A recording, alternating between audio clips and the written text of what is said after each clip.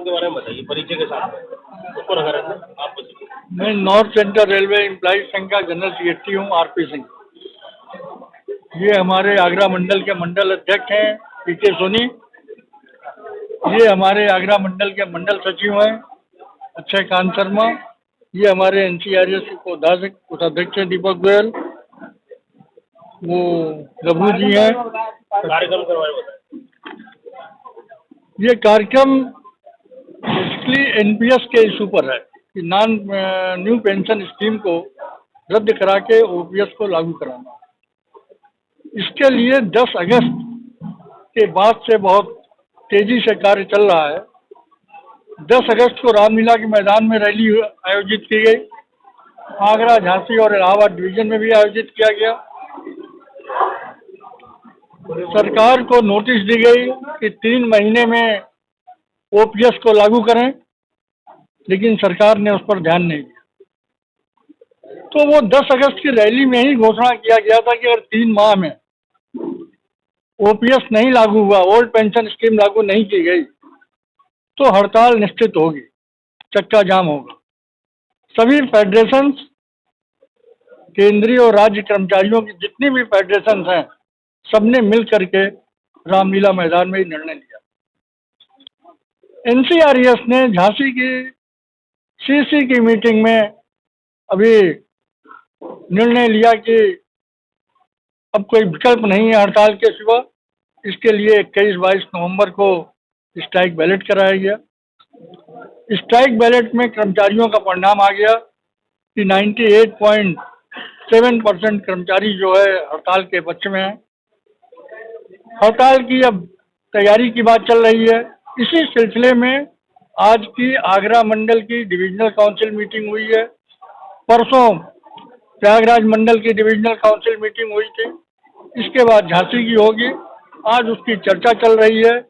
उसके अलावा जो अन्य हमारे पेंडिंग इशू हैं, जैसे डीआर जो कोरोना काल में बंद हुआ, बाद में बहाल किया, लेकिन एरियर का भुगतान नहीं हुआ, जिसके लिए कि सुप्रीम कोर्ट और हाई कोर्ट ने कहा है कि वो हमारे वेतन का हिस्सा है, दिया जाना चाहिए। इसके अलावा जो हमारा नाइट ड्यूटी अलाउंस है, रेलवे में जो परिस्थितियां होती हैं, विषम परिस्थितियों में कर्मचारी काम करता है, 24 आवर्स काम करता है। रात में काम करने वाले जो कर्मचारी हैं उनको नाइट ड्यूटी अलाउंस मिलता है, और कोई आज से नहीं मिल रहा है, 50 साल से मिल रहा है। उसको सरकार ने एकाएक बंद कर दिया 2020 में। एनसीआरएस और एनएफआईआर के संघर्ष पे बहाल तो हुआ, लेकिन उसमें एक सीलिंग लगा दिया कि 43,600 से ज़्यादा तनख्वाह पाने वालों को 43,600 पर ही नाइट ड्यूटी अलाउंस मिलेगा। मैं अक्षय कांत शर्मा मंडल मंत्री हूं, नॉर्थ सेंट्रल रेलवे एम्प्लॉय संघ आगरा मंडल का।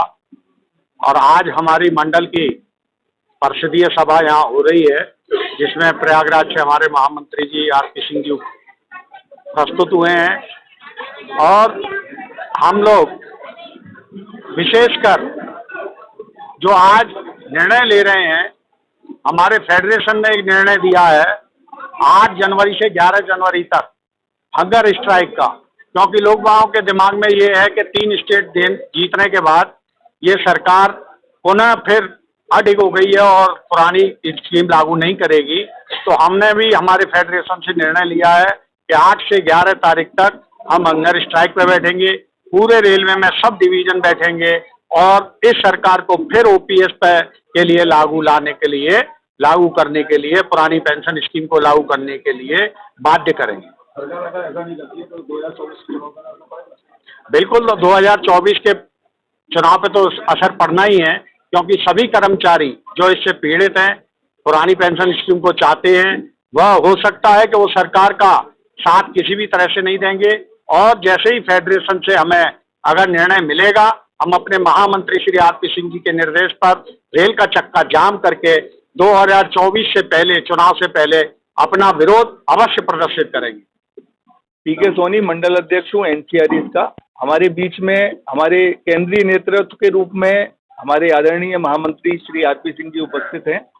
ये आगरा मंडल कि सबसे बड़ा फोरम जो हमारा है डीसीएम का, मंडली परिषद का, इसकी बैठक आज चल रही है।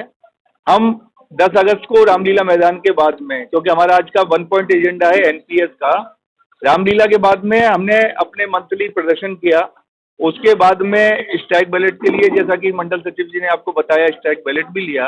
अब हमारी एनएफआईआर की दिल्ली में मीटिंग भी है और उसके बाद में 8 से लेके 11 जनवरी को हम लोग हंगर फास्ट के नाम से अपना 4 दिन का कंटिन्यूशन में मुख्यालय के ऊपर प्रदर्शन, भूख हड़ताल करने का काम करेंगे।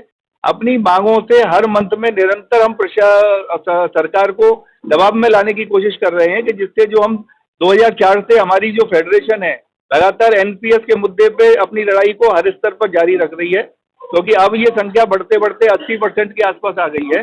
तो इस लड़ाई को हमने काफी तेज किया है और 2024 के इलेक्शन से पहले निश्चित रूप से आर पार की लड़ाई होगी। और आदरणीय महामंत्री जी ने जैसे आपको बताया कि गवर्नमेंट को झुकना पड़ेगा, बेशक वो स्टेट कुछ उसने जीत ली हैं, लेकिन अभी भी जो हमें अपनी कमजोरी दिख रही है, हम इस बैठक में मंत्रणा करने के बाद में उसको दूर करने का काम करेंगे और जन जागरण अभियान के तहत पब्लिक को इकट्ठा करेंगे कि वो गवर्नमेंट के खिलाफ जाके एनपीएस के मुद्दे पे उनके ऊपर दबाव बनाए और हमारे जो साथी एनपीएस से ओपीएस में जाना चाह रहे हैं उनको वो लाभ मिल सके।